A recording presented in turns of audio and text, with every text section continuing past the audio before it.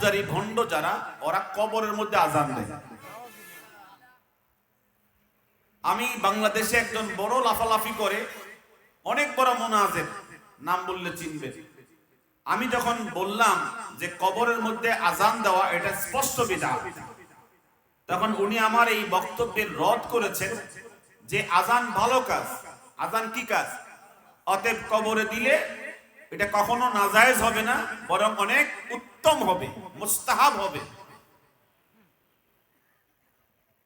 এখন আপনারা বলেন কুরবানি করা কি খারাপ কাজ? পশু জবাই করা, কুরবানি করা ভালো কাজ না? যদি আপনি ফতোয়া দেন যে কুরবানির আগে আজান দেওয়া অনেক ভালো হবে, কুরবানির আগে আজান দিলে কি হবে? অনেক ভালো হবে।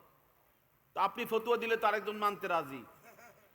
এইভাবে ইসলামের মধ্যে নতুন নতুন বিদআত আবিষ্কার করা সম্পূর্ণ নিষেধ।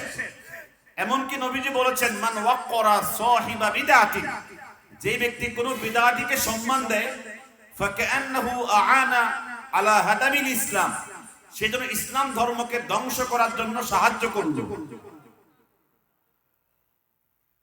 বলেন নাউজুবিল্লাহ। তাহলে বিদআতিকে সম্মান দেওয়া যাবে? জোরে বলেন, যাবে?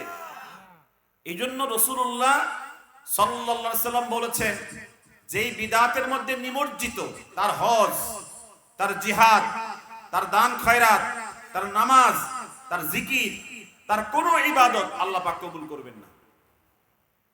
কি কবুল করবেন? বাংলাদেশে আপনারা সবচেয়ে বেশি অবাক হবেন, আজানের পূর্বে সালাত এবং সালাম পড়া হয়।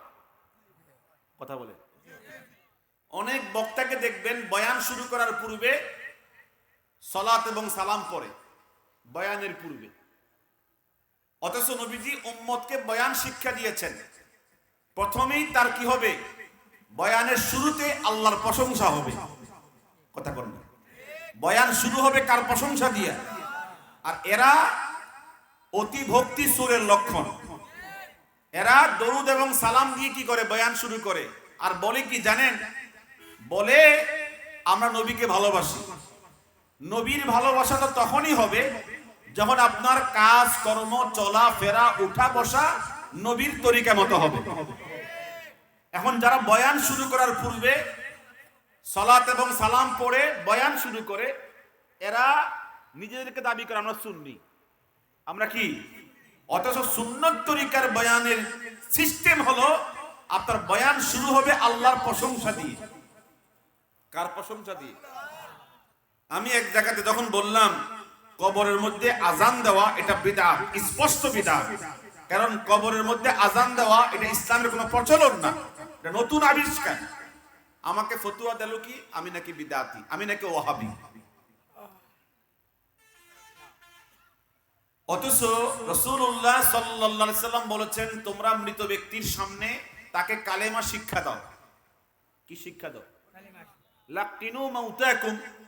এই হাদিসের ব্যাখ্যা ইমাম মোল্লা আলী কারি মিরকাতের মধ্যে ব্যাখ্যা করেছেন যে মৃত ব্যক্তি যখন কবরস্থ হবে, দাফন হবে, তখন তোমরা তার কবরে মাটি দেওয়ার পর তাকে উদ্দেশ্য করে বলবে, আল্লাহুম্মা সাব্বিতহু বিল কওলি সাবিত লা ইলাহা ইল্লাল্লাহ। আল্লাহ, এই লোকটাকে এখন ফেরেশতার মাধ্যমে প্রশ্ন করা হবে, তোমার রবকে, তোমার প্রতিপালককে। এই জন্য তালকিন করা হবে। একজন জীবিত ব্যক্তি আল্লাহওয়ালা কোন ইমানদার বলবে, হে আল্লাহ, এই বান্দা বান্দিকে তুমি কালেমায়ে তাইয়্যিবার উপরে অটুট এবং অবিচল রাখো। জোরে বলেন সুবহানাল্লাহ। এমনকি ইমাম মোল্লা আলী কারি ব্যাখ্যায় লিখেছেন, আরেকটি সূরত হলো যে মাইয়িতকে দাফন দেওয়ার পরে, কবরস্থ করার পরে জীবিত কোন আল্লাহওয়ালা ইমানদার বলবে, কুল ইয়া ফুলান রাদিতু বিল্লাহি রাব্বা ওয়া বিল ইসলামি দীনা ওয়া বি মুহাম্মাদিন নাবিয়্যা ওয়া রাসূলা। জীবিত কোন ব্যক্তি বলবে, হে দাফনকৃত বান্দা বান্দি, তুমি বলো রাদিতু বিল্লাহি রাব্বা, আমি আমার রব হিসেবে আল্লাহকে রব হিসেবে সন্তুষ্ট, আর আমি ইসলাম ধর্মকে দ্বীন হিসেবে সন্তুষ্ট, আর আমি হযরত মুহাম্মদ সাল্লাল্লাহু আলাইহি ওয়াসাল্লামকে নবী এবং রাসূল হিসেবে সন্তুষ্ট। জোরে বলেন সুবহানাল্লাহ। নবীজি সিস্টেম বাতিয়ে দিয়েছেন।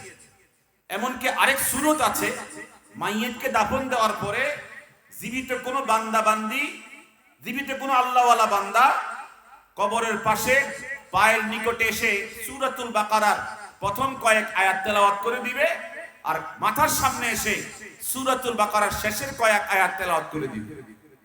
কোন হাদিসের মধ্যে আজান দেওয়ার প্রচলন আমার নবী বলেন। এখন যারা এই শরীয়ত চালু করেছে স্পষ্ট বিদআত, তারপরে আপনি বিদআত বলবেন, আপনাকে ওয়াহাবি তকমা লাগায় দিবে। কথা বলেন না, আপনাকে ওয়াহাবি তকমা লাগায় দিবে। সবচেয়ে অবাক হবেন যে রাসূলুল্লাহ সাল্লাল্লাহু আলাইহি ওয়াসাল্লাম বলেছেন, যখন তোমরা আজান শুনবে তাহলে আজান শুনে আমার উপর দুরূদ শরীফ পড়বে। আজানের পরে হুজুর দুরূদ শরীফ বলতে স্পষ্ট আদেশ করেছেন। যদি দুরূদ শরীফ পড়াটা আজানের পূর্বে খুব প্রয়োজন হতো, নবীজি বলতেন না? কথা বলতেন না? নবীজি আজানের পরে দুরূদ শরীফ পড়তে স্পষ্ট বলেছেন। এখন যারা দুরূদ শরীফকে আজানের পূর্বে নিয়ে আসছে, এরা মূলত নিজের একটা দল বুঝানোর জন্য, একটা দল কি বুঝানোর জন্য এই বিদআত আবিষ্কার করেছে। জোরে বলেন নাউজুবিল্লাহ। এই কারণে রাসূলুল্লাহ সাল্লাল্লাহু আলাইহি সাল্লাম বলেছেন, কুল্লু উম্মতি ইয়াদখুলুনাল জান্নাহ, আমার সমস্ত উম্মত জান্নাতে প্রবেশ করবে, ইল্লা মান আবা, কেবলমাত্র একটা শ্রেণী তারা জাহান্নামে যাবে, জান্নাতে যাবে না। সাহাবায়ে কেরাম প্রশ্ন করেছেন, মান আবা ইয়া রাসূলুল্লাহ, যেই শ্রেণী জান্নাতে যাবে না জাহান্নামে যাবে তারা কারা? হুজুর তখন জবাব দিলেন, মান আতাআনি দাখালাল জান্নাহ, যারা আমার অনুসরণ অনুকরণ করবে তারা জান্নাতে যাবে। ওমান আসানি ফাকাদ আবা, আর যারা আমার সুন্নত মতো চলবে না, বিদআত নতুন নতুন কোন ইবাদত আবিষ্কার করে চলবে, তারা জাহান্নামে যাবে। কথা কোন ঠিক কি না? এই কারণে সহিহ বুখারীর বর্ণনা কিতাবুত তাফসীর, আমার আপনার নবীজি হাসরের ময়দানে সিজদার মধ্যে পড়ে কাঁদবেন, আল্লাহ পাকের প্রশংসা করতে থাকবেন। আল্লাহ পাক বলবেন, ইয়া রাসূলুল্লাহ, আমার দোস্ত হাবিব বন্ধু মুহাম্মদ সাল্লাল্লাহু আলাইহি ওয়াসাল্লাম, আপনি মাথা তোলেন। ইরফা রাসাকা কুল তুসমা সাল তুতা ইশফা তুশাফা, আপনি যা বলবেন তা দেওয়া হবে, যা চাইবেন তা শোনা হবে। আপনি যার জন্য সুপারিশ করবেন তাকে জান্নাতে প্রবেশ করিয়ে দেওয়া হবে। জবান খুলে কন্যা সুবহানাল্লাহ। হুজুর তখন বলবেন, লা ইয়াবকা আহাদুম মিন উম্মতি ফিন্নার, আমার মালিক, আমার রব, আমার আল্লাহ, জাহান্নামের মধ্যে আমার একটা উম্মত জাহান্নামে জ্বলতে পারবে না। আল্লাহ পাক তখন ঘোষণা করবেন, হে ফেরেশতারা, আমার দোস্ত হাবিব বন্ধু মুহাম্মদ সাল্লাল্লাহু আলাইহি ওয়াসাল্লামের উম্মতে মুহাম্মদের ভিতর থেকে এক ভাগ উম্মত জাহান্নাম থেকে জান্নাতে ঢুকায়া দাও। আমার আল্লাহ তাআলার আদেশ ক্রমে সাথে সাথে ফেরেশতারা নবীজির উম্মতের 3 ভাগের 1 ভাগ, কয় ভাগের 1 ভাগ? 3 ভাগের 1 ভাগ জাহান্নাম থেকে বের করে জান্নাতে দেওয়া হবে। হুজুর তখন বলবেন, ইয়া রাব্বাল আলামিন, আমার মালিক, আমার উম্মতে মুহাম্মদের কি খবর? আল্লাহ পাক বলবেন, 3 ভাগের 1 ভাগ জাহান্নাম থেকে জান্নাতে দেওয়া হলো। হুজুর তখন বলবেন, লা ইয়াবকা আহাদুম মিন উম্মতি ফিন্নার, আমি তো আপনাকে বলেছি একজন উম্মত জাহান্নামে থাকতে পারবে না। জবান খুলে কন্যা সুবহানাল্লাহ। হুজুর সিজদায় পড়ে যাবেন, আল্লাহ পাকের প্রশংসা করতে থাকবেন। আল্লাহ পাক বলবেন, ইরফা রাসাক, আমার দোস্ত হাবিব বন্ধু মুহাম্মদ সাল্লাল্লাহু আলাইহি ওয়াসাল্লাম, আপনি মাথা তোলেন। আপনি যা বলবেন তা শোনা হবে, যা চাইবেন তা দেওয়া হবে। আপনি যার জন্য সুপারিশ করতে বলবেন তাকে জাহান্নাম থেকে মুক্তি দিয়ে জান্নাতে দেওয়া হবে। হুজুর তখন বলবেন, হাবলি উম্মতি, আমার মালিক, আমার রব, আমার উম্মতগুলো আমাকে দিয়ে দাও, আমার উম্মতগুলো আমাকে দিয়ে দাও। লা ইয়াবকা আহাদুম মিন উম্মতি ফিন্নার, জাহান্নামের মধ্যে একজন উম্মত থাকতে পারবে না। আল্লাহ পাক তখন বলবেন, ফেরেশতারা, আমার দোস্ত হাবিব বন্ধু মুহাম্মদের আরো 1 ভাগ উম্মত জাহান্নাম থেকে বের করে জান্নাতে দিয়ে দাও। বলেন না সুবহানাল্লাহ। হুজুর খুশি হবেন না, সন্তুষ্ট হবেন না? হুজুর আল্লাহকে বলবেন, আল্লাহ তাআলা, তুমি দুনিয়াতে আমাকে এই সংবাদ দিয়েছো, ওয়ালা সাউফা ইউতিকা রাব্বুকা ফাতারদা, আমি আপনাকে এমন দেওয়া দেব আপনি সন্তুষ্ট হয়ে যাবেন। আপনি মাত্র 3 ভাগের 2 ভাগ জাহান্নাম থেকে বের করে জান্নাতে দিয়ে দিয়েছেন, আরো 1 ভাগ তো জাহান্নামে জ্বলতেছে।